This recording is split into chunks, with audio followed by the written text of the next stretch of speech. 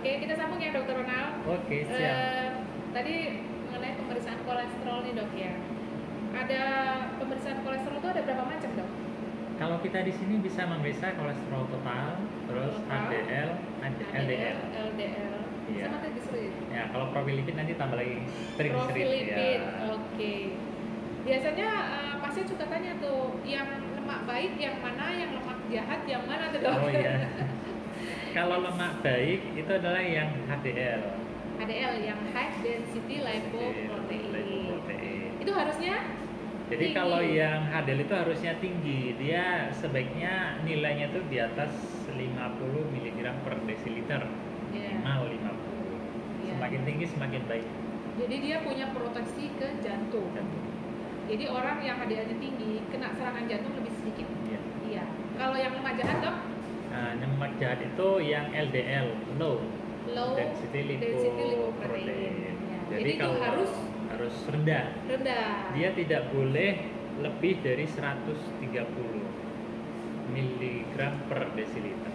Ya, jadi kalau Anda yang suka makan yang enak-enak itu bisa kolesterolnya tinggi ya. Biasanya kalau orang Wonosobo memang tuh dok, saya tuh udah di sini udah hampir 12 tahun ya.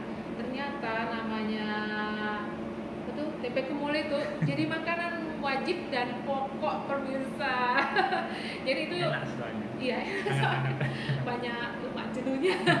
Ya jadi mempengaruhi juga profil lipid pada orang-orang yang di sini. Jadi angka kolesterolnya kalau pasien saya di poli itu banyak yang tinggi. Jadi gitu pengalaman saya ya. Kemudian jadi pemirsa ya, untuk kolesterolnya berapa sih? Biasanya tahunya itu kolesterol total, padahal itu hasil jumlah ya dok ya. Dari HDL dan LDL. HDL, LDL. Itu yang paling banyak kita periksa ya. Sebetulnya ada yang lain juga, tapi biasanya dalam konteks penelitian ya. Silomicron sama LDL, very low density lipoprotein. Ya itu tentang kolesterol ya pemirsa. Jadi kalau tinggi berarti kurangi ya goreng-gorengannya. Mungkin next saya akan bikin sesi dengan ahli gizi nih. Bagaimana untuk orang-orang di Wonosobo itu terutama ya, hobi banget makan gorengan. Bahkan mereka kalau dilarang itu, saya dilarang apa aja boleh, tapi jangan larang saya makan gorengan gitu bisa. Oke, kemudian rumah sakit ini juga melayani pemeriksaan narkoba ya dok ya? Iya, narkoba. Biasanya tuh yang minta siapa tuh? Yang paling banyak biasanya untuk yang mau kerja, syarat untuk melamar pekerjaan. Kemudian ada juga anak-anak yang mau lanjut sekolah. Terus kemudian untuk sekarang pegawai negeri. Tesnya harus bebas ya. Harus bebas. Dan satu lagi visum, misalnya dari kepolisian nanti meminta tes narkoba, dicurigai. Iya, jadi kadang-kadang habis penangkapan sesuatu ya. Iya. Jadi misalnya juga mereka habis pesta narkoba, maka dibawa ke rumah sakit terus dicek untuk melengkapi data di kepolisian ya. Jadi itu yang diperiksa tuh ini ya, saya bacain ya pemirsa. Metamfetamin, cannabinoid itu ganja ya. Kemudian benzodiazepin, biasanya dari obat-obatan ya. Kemudian opiat, galang-galangan opium, heroin, morfin gitu ya. Nah, jadi itu yang diperiksa di sini. Oke, berikutnya kita ingin membahas yang lagi ini ya, mengenai pemeriksaan COVID. Bagaimana sih menegakkan diagnosis dia COVID positif? Dari mana dok? Kalau untuk menegakkan diagnosa kita rentetannya harus dari awal dulu. Jadi pertama anamnesa yang perlu kita tanya riwayat perjalanan bagaimana. Tapi kalau udah di daerah kita red of the red kayak Wonosobo kayaknya jadi tidak relevan lagi karena kita udah penyebaran lokal ya, kita sudah zona merah. Jadi terus kemudian nanti kita lihat dulu keluhan-keluhannya. Iya. Memang ada sih beberapa pasien yang OTG, jadi tanpa keluhan, jadi mereka sehat, padahal mereka sebetulnya sakit dan bisa menularkan. Nah, kalau itu nanti kita telusuri, misalnya pada pasien yang sudah konfirmasi positif, nanti kan dicari telusur, oh ini yang trackingnya, kontaknya ke siapa saja. Nah setelah itu kita ketahui orang-orang yang dicurigai tertular, mereka nanti baru kita periksa laboratorium. Pemeriksaan itu nanti bisa pertama yang sederhana dari pemeriksaan darah rutin. Kita bisa akan melihat dari leukositnya bagaimana. Rasio ya. Rasionya, terus limfositnya bagaimana. Kemudian nanti yang rujukan kita kemudian pemeriksaan yang bisa di sini itu nanti rapidnya. Rapid test. Sebelumnya itu sebenarnya ada seperti untuk dimer, pemeriksaan cara jadi cara sepsis ya. Cara infeksi. Oke. Kemudian nanti kalau setelah itu kita cari rapidnya. Rapid itu juga ada dua, ada yang antibody, ada yang antigen.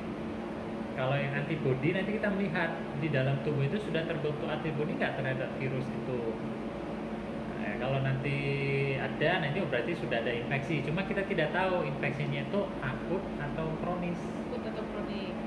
Ciri khas soalnya di COVID ini antara IgM dan IgG itu bisa muncul berbarengan. Gitu ya pemirsa ya. Jadi IgM itu maksudnya immunoglobulin M. Biasanya itu timbul akut setelah terpapar oleh kuman atau virus.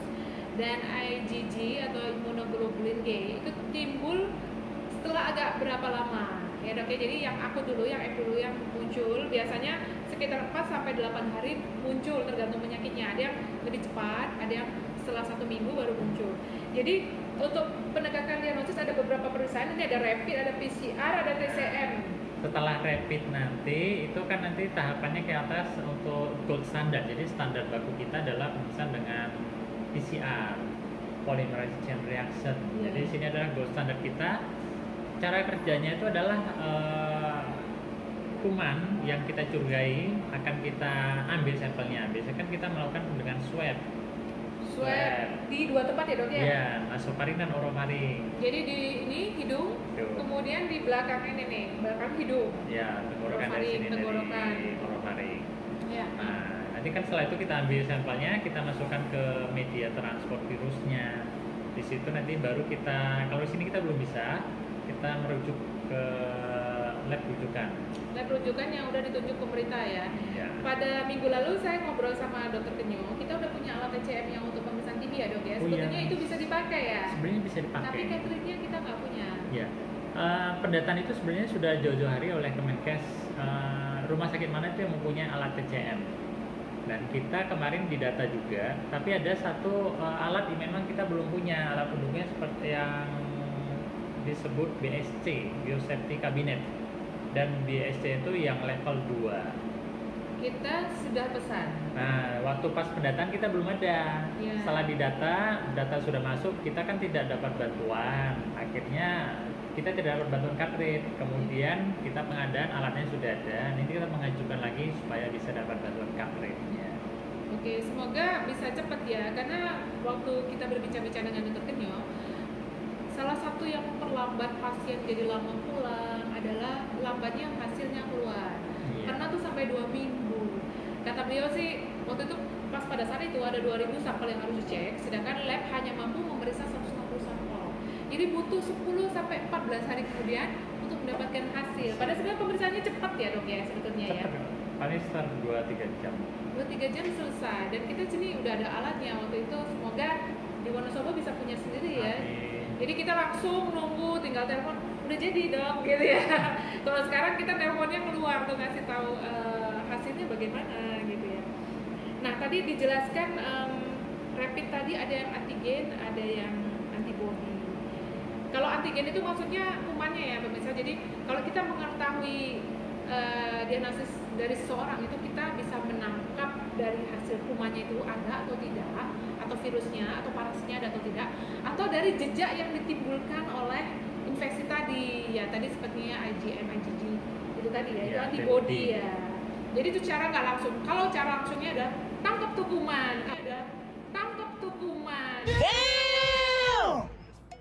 Kalau memang ada berarti memang dia positif seperti itu ya. Jadi bisa jadi dok kalau misalnya yang pertama kan untuk screeningnya. Jadi kalau untuk screening dicari alat yang sensitivitasnya tinggi. Iya. Kalau dia positif, apakah dia pasti nanti PCR-nya positif? Belum tentu. Jadi memang untuk alat rapid tes COVID ini SARS-CoV-2 kita memang mencari yang sensitivitas dan spesifitasnya itu di atas 90%. Rata-rata sih klaim dari vendor yang di atas 95%. Nah, tapi walaupun dia positif, kita belum tentu itu kalau swabnya nanti positif. Kenapa? Karena pemeriksaan rapid untuk COVID ini SARS-CoV-2 ini juga dimiliki oleh virus yang lain. Karena virus SARS corona ini kan bukan cumanya COVID-19. Iya pemirsa, waktu sama dokter Tini kita udah bahas seperti itu. Sudah. Jadi pernah ada ini kali ketiga keluarga coronavirus itu menimbulkan masalah di muka bumi ya. Yang pertama dulu di kasus SARS Hong Kong tahun 2002-2003, waktu itu sekitar 2 tahun. Kemudian ada MERS-CoV, Middle East Respiratory Syndrome, itu di Saudi Arabia. Itu angka kematiannya tinggi tuh dok, sampai 30%, 30-40%. Kemudian yang sekarang ini yang daya tularnya luar biasa, hampir seluruh dunia udah, mungkin tidak ada negara yang bebas ya sampai sekarang, mungkin sudah semua ya. Sudah semua. Kayaknya udah semua, tetapi alhamdulillah fatalitas kasus ini atau angka kematiannya nggak besar. Sementara sih waktu di Indonesia karena pemeriksaannya belum masif ya, jadi waktu itu kita sempat mengalami angka kematian SARS-CoV ini 12%, ya, di atas 12%, tapi sekarang udah turun ke 7%. Ya, semoga nanti akan turun terus ya. Jadi kalau misalnya untuk orang yang rapidnya positif, jadi semoga kalau di PCR negatif itu ya dok. Amin. Berarti dia sudah terbentuk antibodi. Iya, jadi yang patut disyukuri itu ya. Alhamdulillahnya ini pemirsa untuk kasus yang di Wonosobo itu kasus COVID-nya itu ringan. Iya. Dan mereka kebal, alhamdulillah ya. Tidak sakit. Orang Wonosobo yang kuat ampuh berarti orang Wonosobo. Gitu ya. Karena makan tempe kemul. Karena makan tempe kemul. Jadi gara-gara makan tempe kemul jadi kebal, terus kolesterolnya naik gitu kali ya. Oke, ada yang perlu tambahin nggak dok ini yang untuk pemeriksaan COVID ini? Untuk COVID sendiri dalam pemeriksaan ini memang kita tidak perlu terlalu khawatir, takut, karena kadang itu kalau sudah tahu rapidnya positif itu pada langsung stres. Ada panik, malah kalau stres daya tahan tubuhnya menurut malah bisa jadi sakit. Jadi harusnya tiktokan aja kali ya. Jadi ya kembali lagi, bikinlah kita itu selalu happy ya. Yes. Happy, senang. Kalau kita happy, senang di tempat kerja, di rumah, maka antibodi itu akan baik. Harapannya seperti itu ya. Ada lagi dok yang lain dok? Ada yang ditambahkan? Ya, saya rasa itu untuk COVID ini. Jadi nanti kalau memang sudah ada misalnya yang rapidnya positif, kita swab itu kan sekarang juga nanti hasilnya tidak lama, paling 2-3 hari sudah jadi. Ya. Karena sekarang rumah sakit sekitar itu sudah bisa melakukan pemeriksaan. Karena tinggal kita nih yang belum nih, terus deh. Tetangga sebelah itu sudah. Iya, semoga nanti kita nggak merepotkan tetangga lagi ya, kita bisa periksa sendiri. Dan hari ini per tanggal ini hari berapa? Tanggal 3 Juni sudah ada 78 kasus. Nambah ya hari ini. Nambah 7 kasus. Per tanggal 3 Juni nambah 7. Semoga habis ini nggak nambah lagi ya. Amin. Yang sembuh makin banyak, yang pulang makin banyak. Dan rumah sakit bisa melayani pasien-pasien umum seperti biasanya. Kalau kemarin tuh habis lebaran, alhamdulillah sudah mulai ramai. Jadi masyarakat yang butuh ke rumah sakit tidak perlu terlalu takut karena kita sudah melakukan protokol COVID untuk melayani pasien. Dan Anda kalau ke rumah sakit harus pakai masker. Kalau nggak pakai masker, suruh pulang dulu atau suruh beli masker dulu. Dan ya. Kita juga di sini sudah bisa melayani untuk pemeriksaan rapid yang mandiri. Oh ya, rapid mandiri pemirsa. Jadi kalau yang tracing gitu yang hasilnya yaitu gratis dari pemerintah, itu jika ada kontak dengan orang udah confirm udah tegak. Tetapi kalau misalnya penasaran nih ya? Iya, penasaran. Saya nggak ada keluhan, kemarin habis jalan-jalan kemana misalnya, saya mau ingin tahu boleh nggak? Boleh datang. Berapa dok biayanya bisa disampaikan? Sekitar 350.000. 350.000. Kalau Anda ingin tahu silakan datang ke sini. Jadi banyak sekarang yang mau perjalanan surat bebas COVID, nah itu biasanya diminta untuk pemeriksaan COVID. Jadi kayak sekarang mau terbang naik pesawat, ada syarat yang harus ditambahkan, gitu ya. Ternyata harus periksa itu. Dan mereka tuh mungkin yang udah terdampar di sini ya, sebelum ramai banget COVID udah kembali ke sini dan akan kembali ke tempat kerjanya lagi, harus menyertakan surat bebas COVID. Oke. Tampaknya cukup dokter? Cukup dokter. Ya, alhamdulillah. Terima kasih atas urayanya ya dok ya. Sama-sama. Jangan lupa subscribe, like, and share. Tolong beri komen jika Anda merasakan bahwa pembicaraan kita ini bermanfaat. Mungkin akan ada sesi berikutnya kalau ada yang ingin menanyakan ke Dr. Ronald, kita bikin sesi lanjutan dengan topik-topik yang lain lagi. Oh iya, kita nih syutingnya di ruang laboratorium RSUD KRC Sonegoro Wonosobo ya. Jadi kalau saya tuh pindah-pindah biar pemirsa tahu, oh ini ada ruang ini, ada ruang ini gitu ya. Ya di sini ruangannya lapang, nyaman, dingin. Oke. Saya tutup ya, yaudah ya kan. Wabillahi taufik wal hidayah. Wassalamualaikum warahmatullahi wabarakatuh. Salam safety.